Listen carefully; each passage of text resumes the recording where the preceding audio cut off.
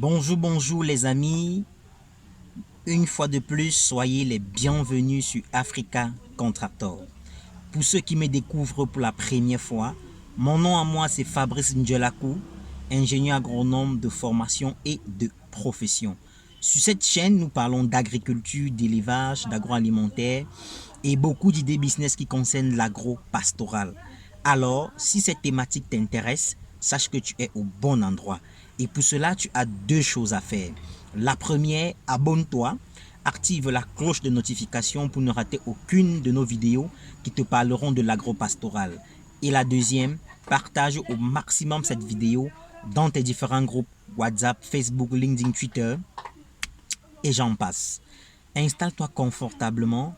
Nous allons parler d'un sujet hyper important en aviculture et particulièrement en élevage de poulets de chair. Je sors là comme ça d'une ferme en pleine consultation et j'ai vu des choses là-bas qui ne m'ont vraiment pas plu et j'aimerais échanger avec vous pour que vous aussi vous ne puissiez pas commettre les mêmes erreurs dans vos projets avicoles et en particulier l'élevage des poulets de chair.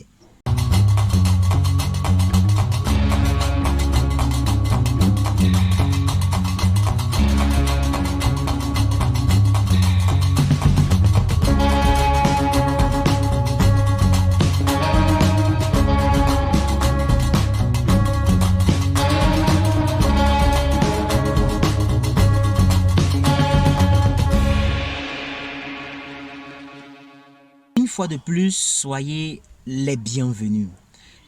Alors, comme je le disais, on va parler de deux éléments très importants dans l'élevage de poulets de chair. Et suis cette vidéo jusqu'à la fin parce qu'il y a un troisième élément que je vais te donner en termes de bonus pour ne pas avoir l'hécatombe, si je peux appeler ça comme ça, comme dans la ferme où je viens de sortir. En fait, directement, je suis sorti, je me suis dit, il est important que je fasse cette vidéo avec vous qui me suivez au quotidien, car j'ose croire que ces deux conseils, avec ce troisième conseil en bonus, pourra aider quelqu'un à éviter l'hécatombe dans sa ferme, ou alors quelqu'un qui a déjà ça dans sa ferme, ça pourra l'aider à remédier à ce problème. Sans plus tarder, entrons directement dans le vif du sujet. Alors, vous savez, en aviculture, c'est pas par hasard qu'on vous donne souvent les densités à respecter. C'est vrai, je parle des poulets de chair parce que je suis une ferme de poulets de chair. Mais que ce soit, quand on dit aviculture, que ce soit en poulet de chair, en poulet pondeuse, chez les oies, chez les canards et bien d'autres, vraiment, c'est pas par hasard qu'on vous donne les densités. Regardez un peu la vidéo qui défile là. Vous allez voir un peu l'hécatombe. D'accord? La vidéo que vous regardez là, c'est pour le premier bâtiment où elle n'a pas respecté la densité. Déjà, sachez que pour les poulets de chair, la densité normale, c'est 10 poulets par mètre carré. D'accord? Et elle était à plus de 10 poulets par mètre carré. Raison pour laquelle vous voyez l'hécatombe qu'on a ramassé là. Et vous aussi qui me suivez, sachez que pour pouvoir jongler à 12 poulets, 13 poulets par mètre carré, il faut une certaine expérience. L'expérience en quoi? De maîtriser votre milieu de vie, c'est-à-dire où est-ce que vous élevez, de maîtriser les médicaments que vous utilisez. Vous ne pouvez pas vous lancer dans l'aviculture et parce que quelqu'un à côté vous a dit « moi je mets 12 poulets par mètre carré et je m'en sors », que vous courez, vous partez les faire. Il ne vous a pas dit qu'est-ce qu'il fait pour maîtriser ces 12 poulets par mètre carré. Donc faites très attention. Sachez que c'est 10 poulets par mètre carré et là c'est la normale à ne pas déborder. Donc ça c'est le premier élément qui a causé autant de morts que vous pouvez voir dans la première vidéo. Et c'est une très grosse perte. Maintenant, regardez un peu la deuxième vidéo qui défile là. Ça c'est dans un autre bâtiment. Puisque la personne fait 5000 poulets et c'est dans deux bâtiments. Maintenant, dans le deuxième bâtiment, l'erreur fatale que le client a commis et qui a conduit à ces pertes-là, parce que là, on parle d'environ 700 poulets morts dans ce bâtiment. Et dans l'autre et dans l'autre bâtiment, on était aussi à plus de 1000. Où elle n'a pas respecté la densité. On tape plus de 1000. Or, dans le bâtiment d'en bas, on était à 700. Le problème, c'est quoi là-bas? C'est la litière. D'accord? Évitez, je dis bien évitez d'avoir la litière mouillée. Un des secrets aussi importants pour réussir en aviculture, c'est de toujours avoir du copeau à la ferme. Parce que vous savez, c'est le copeau qui constitue la litière, c'est-à-dire où les poulets posent leurs pattes. Ils n'aiment pas l'humidité. L'humidité tue énormément les poulets. Vous pouvez voir dans la vidéo qui a défilé. Vous pouvez voir l'hécatombe qu'on a ramassé. Parce que vous voyez, c'est un client qui nous a appelé. C'est vrai, c'est pas nous qui suivons sa ferme. Mais quand on est arrivé, on a vu les calendriers de vaccination, on a vu les produits utilisés. En fait, dans la main courante, quoi. On a vu les dosages, on a vu les durées de traitement de chaque, que ce soit la coccidiose et bien d'autres, les durées, les dosages et tout. Tout était bon.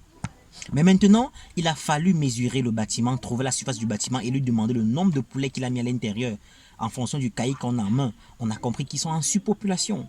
Et maintenant, dans l'autre, l'état dans lequel on a trouvé la litière, c'était pas bon. La litière était extrêmement mouillée. Les poulets, ça tue les poulets.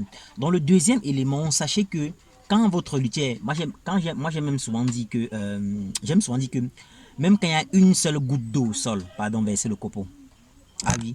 Donc, quand votre litière est mouillée, baisse du copeau, la litière doit toujours être bien sèche. Le poulet doit creuser, s'enrouler à l'intérieur. Vous voyez comment le poulet creuse souvent là, il s'enroule avec les ailes à l'intérieur là. C'est ça en fait. Mais quand c'est mouillé, il part s'entasser. Et puisque le poulet, il dégage la chaleur, et cette chaleur là les étouffe. Avec du sol mouillé, il meurt.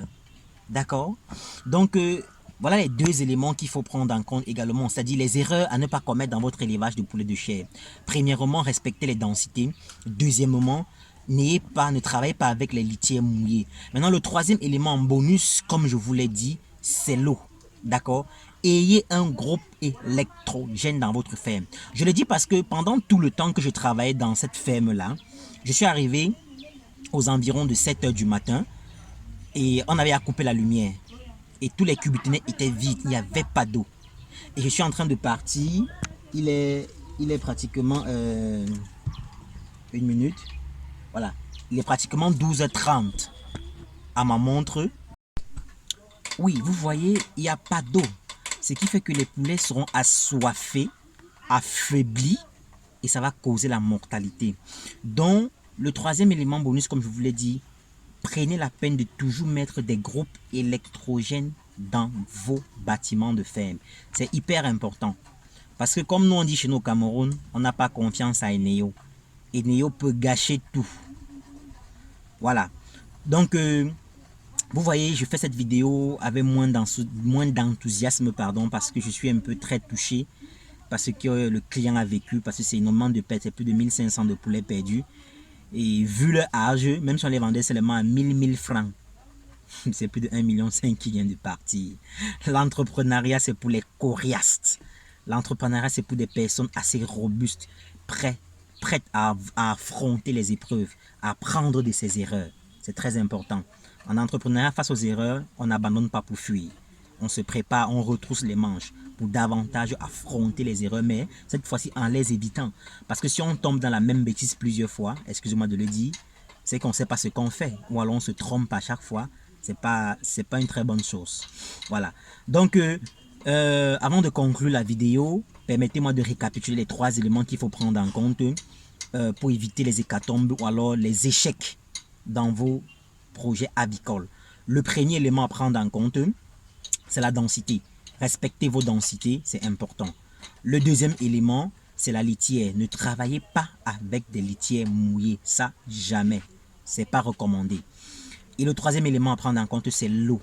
Rassurez-vous à ce que l'eau ne manque jamais dans votre ferme. C'est-à-dire, pensez en dehors de l'électricité, pensez à des groupes électrogènes ou à des plaques solaires. Parce que vous voyez, de 7h à 12h30, il n'y a pas d'eau. Les poulets sont déjà tellement assoiffés.